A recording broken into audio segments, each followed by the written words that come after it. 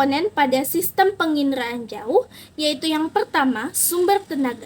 Sumber tenaga terbagi menjadi dua, yaitu sumber tenaga aktif dan sumber tenaga pasif.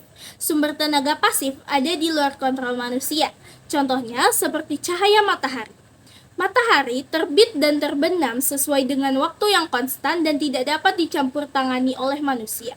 Lalu ada sumber tenaga aktif. Sumber tenaga aktif itu merupakan buatan manusia dan biasanya sumber tenaga aktif ini digunakan pada malam hari di mana tidak ada cahaya matahari.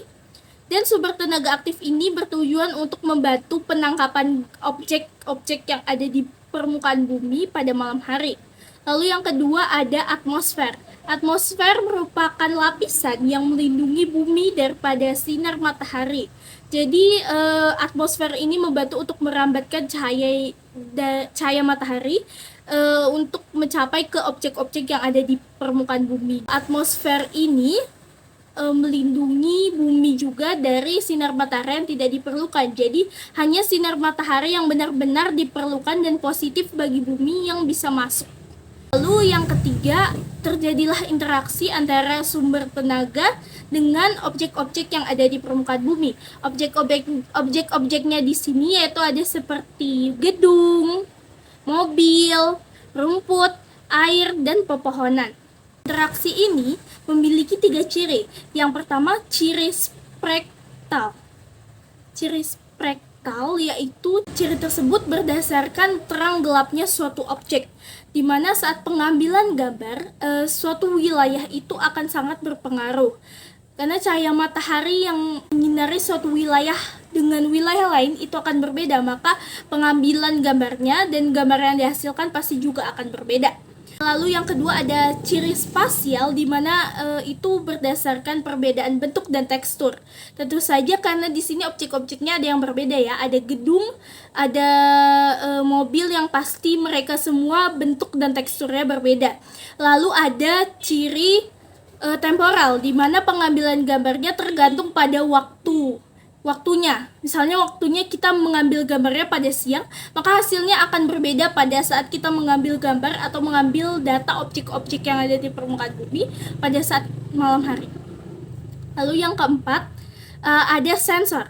Sensor ini berfungsi sebagai kamera.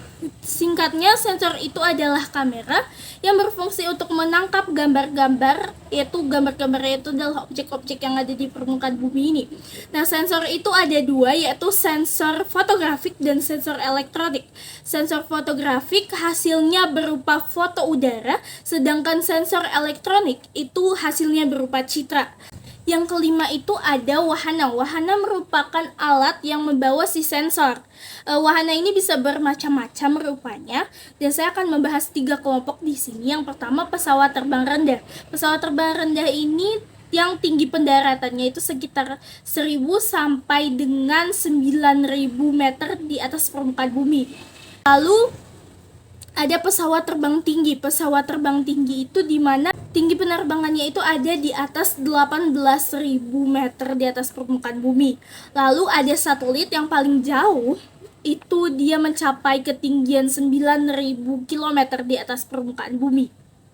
Dari sensor disalurkan data tersebut ke server. Nah, di server ini terjadi pengolahan data.